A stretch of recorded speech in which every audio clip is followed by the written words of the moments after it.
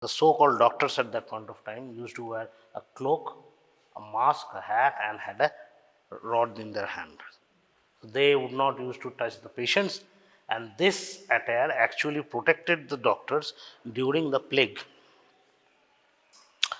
Now, the concept of sterilization can be traced back to the Egyptian mummies for preservation of the human body, which actually decomposed after death. Embalming was done with tar and etc. other chemicals, and that can be still found out even today when these mummies are excavated, and we can find that intact body remains. Now, moving on, during the Roman times, during the wars, the soldiers they preferred to fight naked. Why? Because although they did not have any knowledge of why the disease was caused or how their wounds were getting infected, but they found out that if some pieces of clothes or soil, if it enters into the wound, those wounds became non-healing. Thereafter, this person, Hippocrates, he suggested pouring of boiling water on the open wounds. Thereby, those wounds used to heal.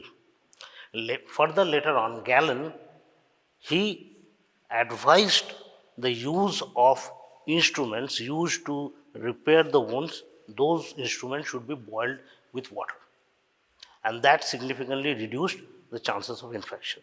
These were the early uh, stories that we can relate with sterilization.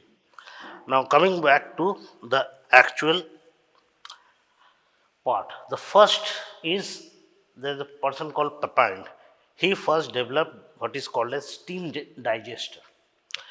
Originally, it was devised to cook food, but later on, it was further modified. Next comes this. Can you recognize this? This is the ancient microscope that was devised by Anton van Leeuwenhoek. Now, what led to that was this person. Who is this person? Yeah. So, what was his contribution? The first thing was he proved that there was germ theory, right? So, earlier there was a theory called as theory of spontaneous generation. That means diseases were caused spontaneously. But with the advent of the microscope, Louis Pasteur discarded the theory of spontaneous generation. And then we came to know there are microorganisms or called germs which used to cause the diseases. Almost in the similar time, Ignaz Semmelweis, he was a physician and, and a gynecologist. He used to attend the patients, and especially in the postpartum period, he saw that many of his patients were infected. So, what he advised was that after attending each and every patient, the physician should wash their hands. This simple technique reduced the uh, cases of infection, including the mortality and morbidity, drastically. So, this was the first notion in which hand washing was advocated as a prevention of disease. Later on, Chamberlain modified this Papin's digester, and he made what was first called as the steam sterilizer. These were the earlier prototypes of what we know today as autoclave. And finally, if you recognize this, this is the contribution of Joseph Lister. So, what he advocated was that in the hospital, before and after attending the patients, all the instruments and even the hands should be dipped in carbolic acid. Although it feels extreme today, but at that point of time, use of the carbolic acid drastically reduces the infections. Moving on, this person is Robert Koch. He further modified the steam sterilizer and implemented for laboratory use. And this person, he was the first person who used surgical instrument in the steam sterilizer to make them sterilize, and thereby reducing the post-surgical infections drastically. And finally, Halsted, although he was not a physician, he devised production of gloves from rubber. thereby sanitizing the hands of the physicians and nurses. And finally, if you see, thereafter the steam sterilizers were further modified for specific uses, like these were used for the instruments and these were used for the cottons and the linens, etc. And last but not the least came the hot air oven, in which the temperature was raised to a very high degree of temperature, in which glasswares could be sterilized. So this was the evolution of the various instruments and the ideas behind sterilization. In the modern times, Earl Spalding, he gave the criteria of Spalding's classification, which today we can find that classify instruments into critical, semi-critical or non-critical, based on which we can use various types of sterilization and disinfection strategies. And Mr. William Mutia, he gave out the ideal condition or the ideal characteristics of a sterilization agent. So those were the history. Now let us move on. Now if you look at this picture, I think now you can understand what is the concept of this sterilization, disinfection, cleaning, etc. The most important part is sterilization, where we get rid of all microorganisms. Decontamination is a step in which we remove all organic matter on any surface or an instrument. Then comes disinfection and cleaning. Now let us look at the definitions rapidly. So if we classify, I think I have already discussed this chart between sterilant and disinfectant. Most important part what you should understand is, for a sterilant, the bacterial spores are killed. For disinfectant, high level disinfectant may have a little action on the spores depending on the concentration and the time of exposure. Otherwise, they have very good action on the tubercle bacilli, whereas low level disinfectant have no action on tubercle bacilli. So this is the most important part, that is, how do we define sterilization? So sterilization is process of removing all living microorganisms including spores. Mathematically, there should be a 6 logarithmic reduction in the colony forming units. Now coming to the sterilization, what are the agents? There are physical methods and the chemical methods. The physical methods are using heat, either moist heat or dry heat, or we can use filtration, radiation and other heating methods including incineration and microwaving. In the chemical methods, we have two very important chemical methods, that is ETO or ethylene oxide and plasma sterilization. As far as disinfection is concerned, how we define disinfection?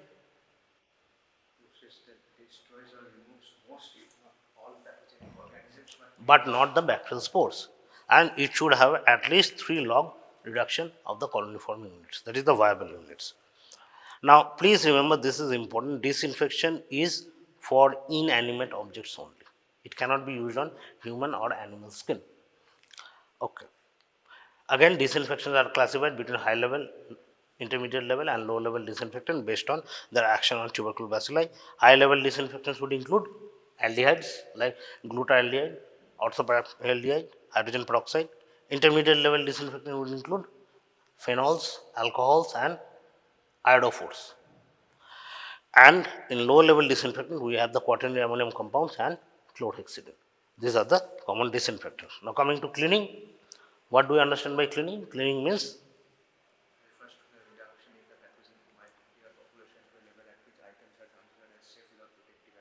without protective matter. Okay. Now that means if there is any place or an object which has significant biological matter on them, which we cannot encounter with without protective maneuvers, that thing requires cleaning. There should be at least 1 logarithmic reduction of the microorganisms that are present. Agents of cleaning are very simple. There are soaps, detergents, enzymes which can degrade biological matter, and obviously we need water for cleaning. Antiseptics are type of disinfectant which are safe to apply on body surfaces resulting in destruction of organisms present on body surfaces. So it attends asepsis. Sepsis means the chance of causing infection. So for asepsis, we can use antiseptics. Next comes is, till now we have learned about what is sterilization, what is disinfection, etc. But where it is done, in any hospital or an institution, this whole process is done in a specific department. That department is called as the central Central sterile services. Sterile means all the process of sterilization, disinfection happens over there. Why is it central? From here, every part of the hospital is supplied. Exactly. So earlier what used to happen, every ward used to have their own steam sterilizers and other instrument, etc. But the overall monitoring and of these instruments was very cumbersome. Now today if you attend any hospital, there are various departments, various specialties and super specialties. So all cleaning and sterilization is done in a specific department called as central CSSD. So it is a centralized process. Now it should have at least 3 areas. In the first area, all instruments, linens, etc. are received in the receipt counter, then it is first decontaminated. Okay, because any biological matter may be present over there, it's cleaned and decontaminated, then it is packed in the next section. After packing, then sterilization is done, and that sterile packages are then stored in a separate area. Thereafter, when it is required from the storage area, it is issued from this issue counter. Now, movement of the instruments is unidirectional in this way. However, human beings are not allowed, or whoever working in the CSSD are not allowed to move from one part to the other. So, people over here will remain over here, and people working over here will remain over here, thereby reducing the chances of contamination. Now, if we look at the factors which affect sterilization disinfection, what would be the factors? Obviously, what is the organism load? If the load is very high, then you need to it will take a longer time, higher concentration or a higher contact period for the agent to act. Then the nature of organisms, what type of organism it is. Now, this has been classified in this way. The easiest part is the enveloped viruses. So why? Because the enveloped viruses will have a lipid envelope. If you get rid of the lipid envelope, you are basically neutralizing the virus. So these are very easily neutralized. Thereafter, we have the vegetative bacteria, the fungi, the non-enveloped viruses, and then mycobacteria, then parasite. Coccidian cysts are basically intestinal parasites, and then bacterial spores and prions. So the hardest to kill are the spores, and the easiest to kill are the enveloped viruses. Then what is the concentration of the agent? That is also a very important factor, because the action of the agent depends on two very important parts. One is the concentration and the contact time. If we are using a very low concentration, then it will be ineffective. If we are not giving adequate contact time, then the process will not be affected. However, almost all, especially the chemical agents, their efficacy is affected based on the temperature, the stability of the agent, and along with other environmental conditions like relative humidity. So all these should also be considered. And finally, we have what is called as biofilm. What is a biofilm? No. Biofilm prevents the entry of disinfectant, but what is the biofilm? Protective covering. It's not a protective cover. When the microorganisms grow on any surface, it forms a biofilm. This biofilm actually protects the organisms which are inside the biofilm, and it also increases the biomass load. So, if the biomass load is very high, all the sterilants and the disinfectants will act very poorly. Hence, cleaning is important in this case. Now, previously, I have already said the ideal property of sterilant and disinfectant are these. That is, they should have very broad range of antimicrobial activity, and they should be very rapidly acting, not affected by the environmental factors like temperature, relative humidity.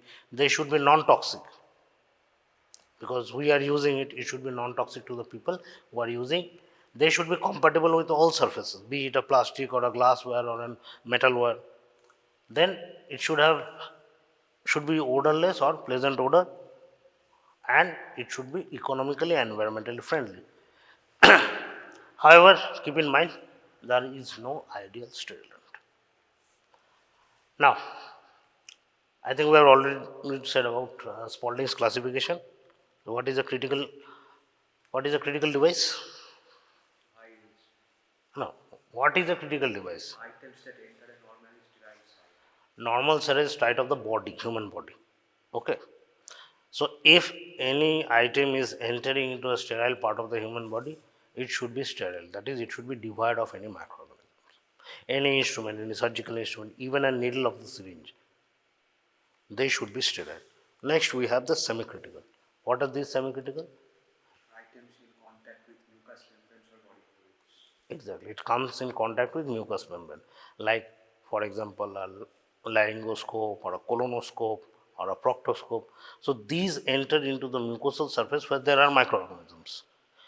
Because they are not entering into any sterile part of the body, you are not introducing any infective pathogen into the first patient.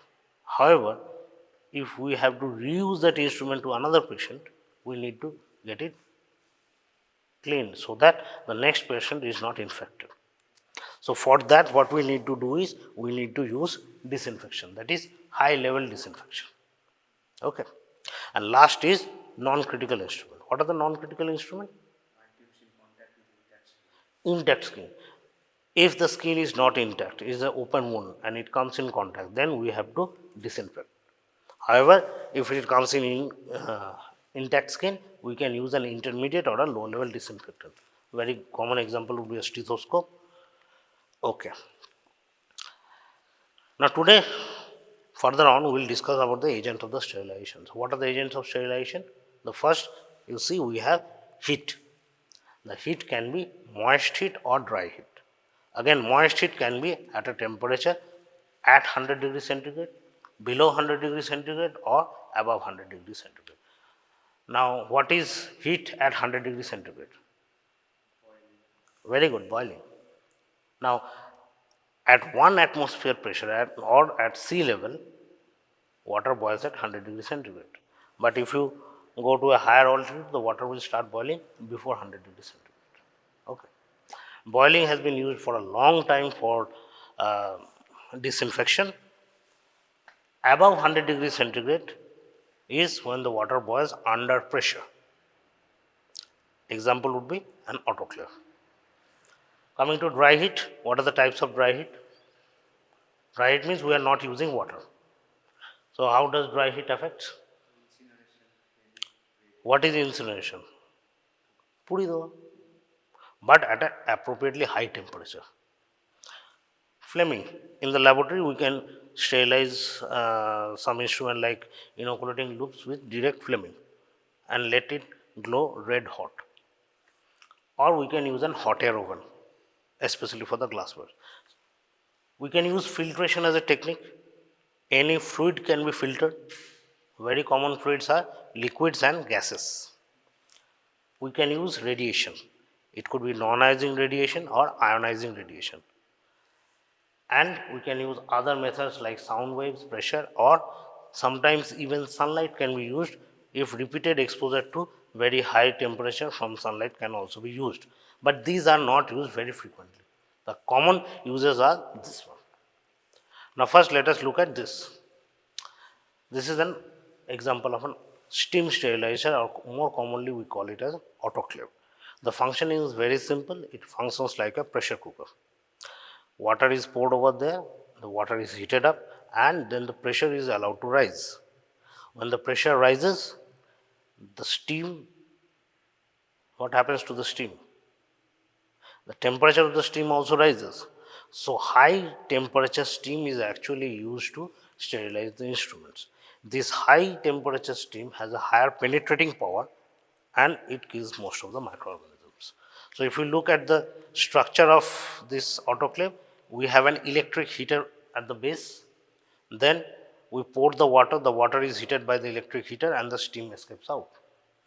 Inside this chamber, it is locked. As more and more steam enters into this chamber, the pressure increases, and after a point of time, the temperature also increases. So what would be the parameters? We should keep look for 121 degrees centigrade, 15 minutes of exposure with a pressure of 15 pound per square inch. So what is done, we let the water heat up, the pressure will slowly start to rise, the temperature will also rise. When the pressure reaches 121 degrees centigrade and the temperature reaches, the temperature reaches 121 degrees centigrade and the pressure reaches 15 pound per square inch pressure, we lock the system and keep the exposure for at least 15 minutes. Okay. So what are the uses? What can we sterilize using this autoclave? All critical and semi-critical items. Why critical? Because they enter into the sterile part of the human body. So most of the surgical instruments are sterilized by autoclave. Furthermore, we can use all the laboratory materials that are used. Those should be microorganisms free, like a culture media or plates, etc. Those can also be sterilized by autoclave. And finally, we have biomedical wastes. These biomedical waste, they have to be, for example, the laboratory waste. Before they are sent out to the common storage facility, they should be, yes. So for biomedical waste, especially the laboratory waste, because they are highly infective, those should be autoclaved at the laboratory itself, then it is sent to the central storage supply area. So I think this should be, you should remember what are the uses of autoclave, all critical and semi-critical equipments and all laboratory equipments and biomedical waste. These are the most important part. Okay. This steam sterilizer can be either, this is a vertical and this is a horizontal based on the disposition. Now what are the advantages of steam sterilizer? We are not using any chemicals, we are using only water, we are using electricity. So it's a very comparatively cheaper option to run and it is not environmentally hazardous. No chemicals are used and also the people who are actually doing the process of autoclave, they are also not exposed to any chemicals. So these are all very important part. However, the problem with autoclave is because we are using moisture at a high temperature, the metal instruments, equipments, they can get corroded. Rusting can occur. Other materials like PVC material or the plastic materials, what will happen to them? At a high temperature, they will become deformed. And many equipments, for example, flexible endoscopes, the flexibility is their main purpose. And they also have many electronics like a camera setup or a light source. These can get damaged when exposed to high temperature and pressure. So these equipments cannot be used. Okay. Finally, the next step what you should understand is, suppose I have already run the autoclave. How do I know that the sterilization has actually happened or not? I should have some parameter which will tell me that my process was okay. So that is done by indicators. So what are these indicators? There are three types of indicators: a physical indicator, a chemical indicator, and a biological indicator. So what is a physical indicator? What would be the critical step? That would be the temperature, pressure, and time. So within the autoclave itself, we have a monitor which shows the pressure, which shows the temperature, and the time at which this temperature and pressure is maintained. So that would be the physical indicator. Now that electronic part can also be wrong. So we need a chemical indicator. What are these chemical indicators? These chemical indicators, okay. These chemical indicators have a small pieces of paper which have various chemicals. Suppose one chemical, it is colorless normally, and when it is exposed to high pressure, it changes the color.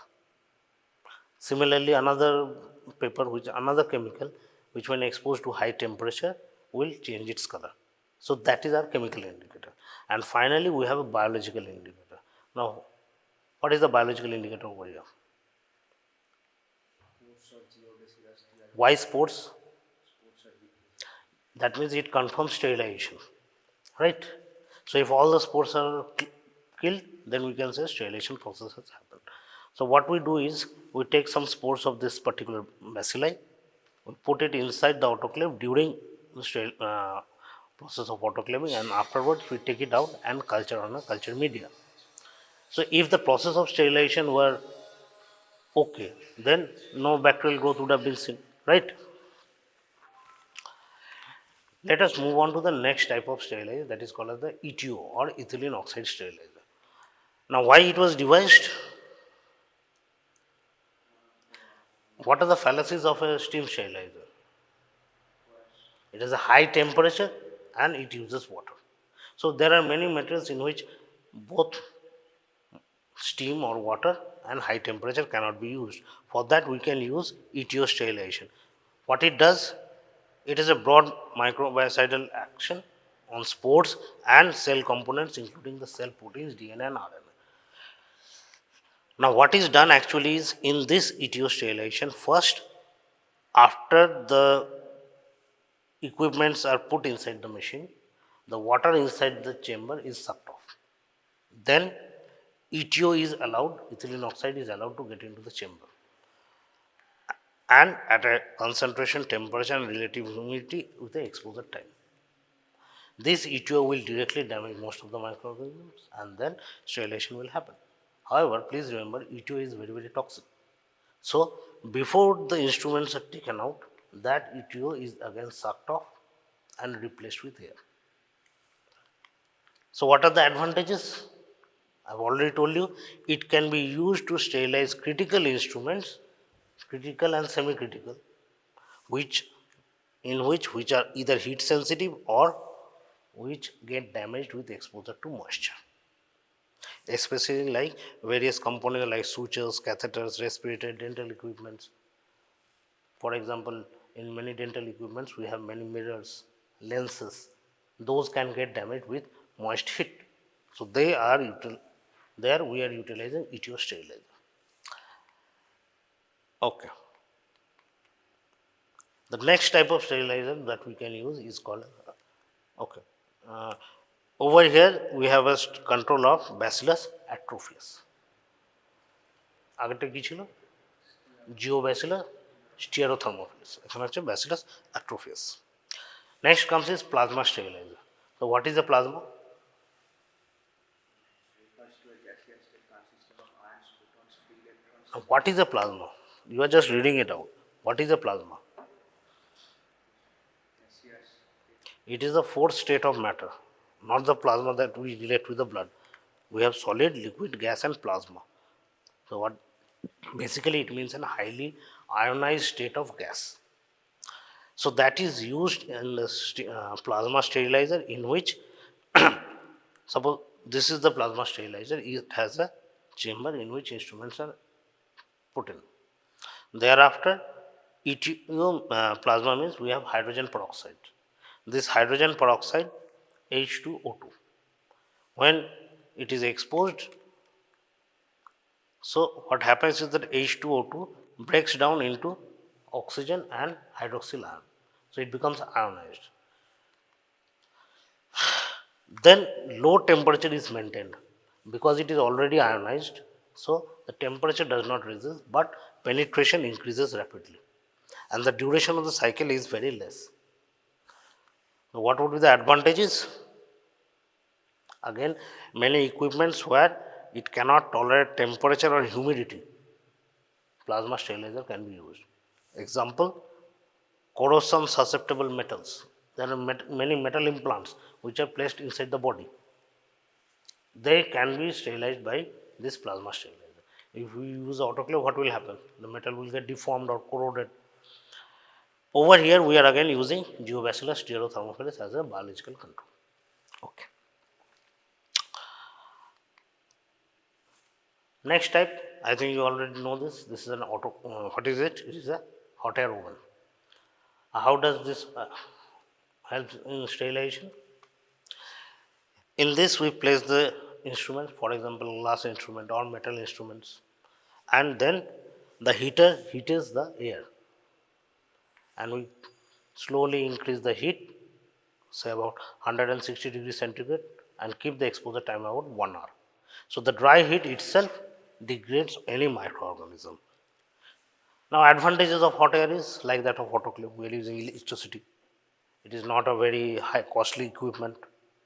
It is non-toxic because we are not using any chemicals. Those are the advantages. But problem is we can use only materials which can tolerate high heat. For example, glasswares and metals. Other things we cannot use. The Bacillus atrophius is the agent which is used for testing of sterilization process.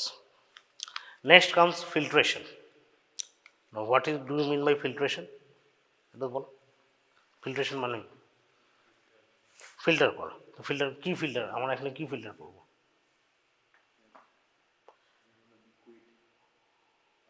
Liquid না, the term is fluid. So any fluid can be filtered and we can use bacterial filters to clear the bacteria. There are two types of filter. One is called as the membrane filter and another is called as the depth filter. What is the difference between membrane and depth filter? Any idea? No. See, look at the picture. There is a membrane. The filter is actually a membrane. So whenever we are trying to filter any fluid through it, anything that has the size more than the pores of the membrane will accumulate over here, rest of the fluid will get outside. This is the common membrane filter. Even in the laboratories, whatever filter we use, like filter paper, those act like a membrane filter. The difference over here is a depth filter, in which we have a depth of the filter. And the pores actually, the size of the pores actually decrease from the outside to the inside. So on the outside, the higher particles will be caught, and slowly as the fluid moves through this filter, even the smaller particles will also be caught. This is a very good example of water purifiers. If you open a water purifier, you will find we are using depth filters. Okay. What can we filter? Fluids. The first type of fluid is air. The very common type of filter that we use for air is a mask. You have seen people wearing the mask, be it a surgical mask or be it a N95 mask. So what does this mask do? For example, in case of surgical mask, and I am wearing a surgical mask, whenever I am talking, some droplet will come out from my mouth. Those droplets are a potential source of infection. So surgical mask, what is done is it catches all the droplets that comes out of my mouth. Okay. N95 mask works the other way. Whatever I am inhaling, the air gets filtered. I am actually breathing in the filtered air. So if there is an infectious particle in the air, that will be caught by the mask. Okay. So the mask can be used for individuals. But suppose I have a patient who is immune compromised, or say I have undergone a transplant process. So to protect those patients, I need to filter the air within the room. I think you have heard about air purifier. So air purifier basically purifies the large air particles. So those are pollutants. They generally don't cause infections. What we have is two types of filters. One is called as the HEPA filter and one is called as the ULPA filter. HEPA means high efficiency particulate filters. What does this? It removes almost 99.97 particles in the air up to size 0.3 micrometer. Now remember, in case of airborne infection, I have already told you the particle sizes are 0.5 micron. So for those patients, we need to use either HEPA filter or a ULPA filter. ULPA filters out at 0.12 micron. That means it is a more efficient. Other than that, we can use filters, liquids. What are the common liquids we can filter? Any biological agent that is in a fluid state. For example, a serum or a concentration of immunoglobulins. Right? In passive vaccination, we also give immunoglobulin. Now, how do we sterilize those immunoglobulins? If we heat it up, it will get damaged because those are proteins. So, what we do actually is we use filters, bacteriological filters. We filter them out so that no bacteria can remain over there. Understood? So, most of the biological fluids or even many prepared culture medias which are in liquid state, we can filter them out. So this is an example of a filter. Now, next comes as radiation. I've already told you radiation are of two types. One is ionizing radiation, another is a non-ionizing radiation. What is ionizing radiation? It ionizes particles, thereby damaging the DNA of any cell. Now remember, ionizing radiation is also harmful for humans. So their use is very limited and is used especially for medical products, on products only.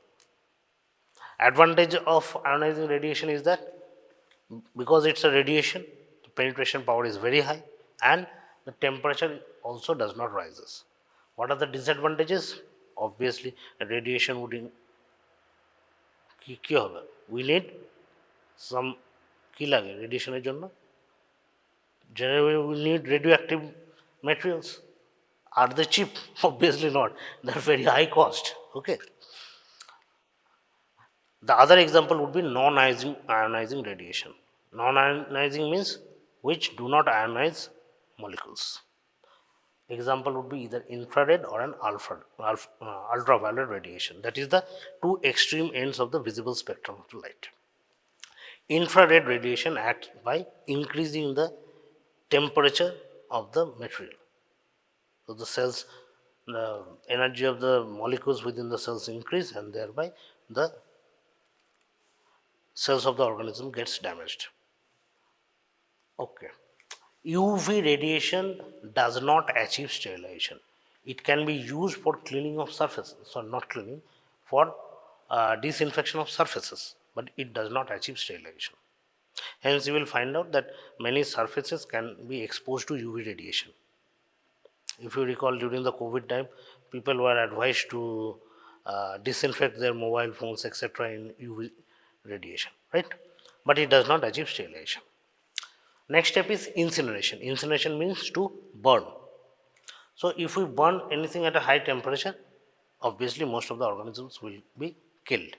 However, the problem with incineration is that if any plastic material is placed, especially with chlorinated plastic, it will release not only the toxic fumes from the plastic but also chlorine, which are environmentally very hazardous. Microwave. What does microwave do? Heat বাড়া মানে temperature বাড়া। তা temperature বাড়লে কী হবে? সেলের মধ্যে কী হবে? প্রত্যেকটা পার্টিকুলার কাইনেটিক এনার্জি বেড়ে যাবে। তারপরে কী হয়? এক্স্যাক্টলি। তাহলে that is why microwaving can also be used. So it has this respective equation. Problem with that, because it generates heat, it can cause friction with water molecules, so metals cannot be used. Okay. Now, this was I was telling last, how to test the efficacy of a sterilant. Till now we have talked about various methods of sterilization. So we can use either a physical indicator, chemical indicator, or a biological indicator.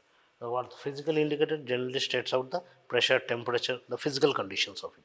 The chemical indicators, they have many classes, like for example class 1, 2, 4. Based on that, they have some chemical sensitive materials which will change the color on exposure to the physical parameters. Okay. Finally, we have the biological indicator, basically the spores of some organisms.